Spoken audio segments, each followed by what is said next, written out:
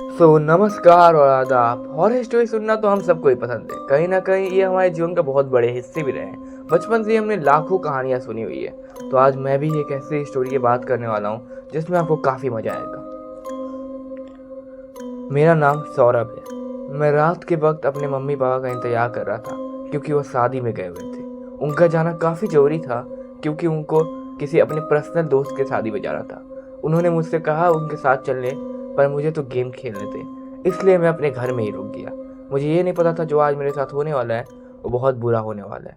जब मैं रात के वक्त गेम खेल रहा था तभी मेरे घर में कुछ अजीब सी चीज़ें स्टार्ट होना शुरू हो गई, जैसे कि मेरी लाइट बार बार जाने लगी। जिसके बाद मुझे लगा कि शायद से इतनी आंधी तूफान में मेरे घर की लाइट जाने वाली है। इसलिए मैंने जल्दी जल्दी अपने गेम्स के सारे लेवल ख़त्म करना शुरू कर दिया। मैं ऐसा कुछ सोच ही रहा था तभी मेरे घर की लाइन चली गई।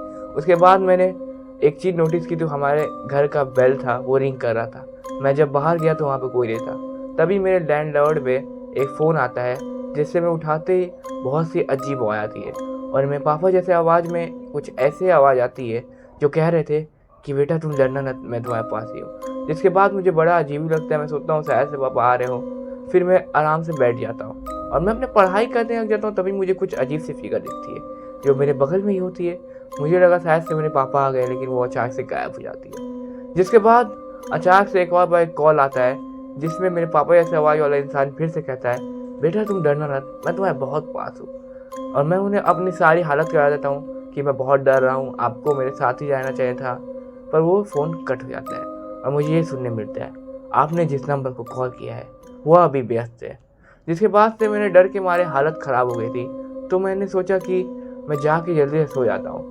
मैं सोने से पहले हमेशा मेरी आदत थी कि मैं एक बार फ्रेश हो जाऊँ, इसलिए मैं वॉशरूम गया और मुझे आईने में एक ऐसी चीज़ दिखती है जिसे देख के मैं डर जाता हूँ। मेरे पापा जैसे कोई दिखने वाला खड़ा था बाथरूम में। जिसके बाद मैं जैसे उनसे बात करने की कोशिश करता हूँ वो कुछ रिस्पॉन्ड नहीं करता।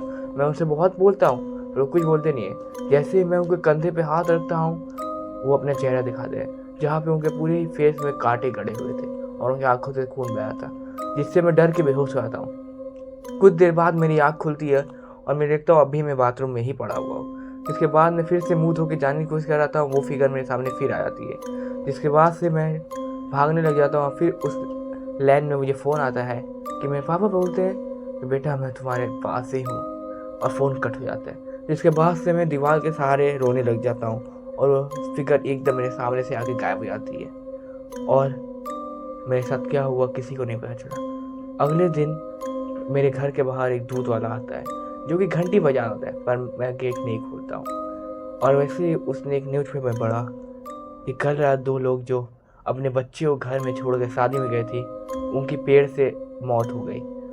वैसे वो गाड़ी चलाते वक्त उनकी गाड़ी एक पेड़ से लड़ी और उनकी मौत हो गई, और उनका बेटा भी किसी हादसे में उसी घर के अंदर मारा गया। जिसे पढ़ने के बाद वो दूध वाला मेरी लाश को देखता है।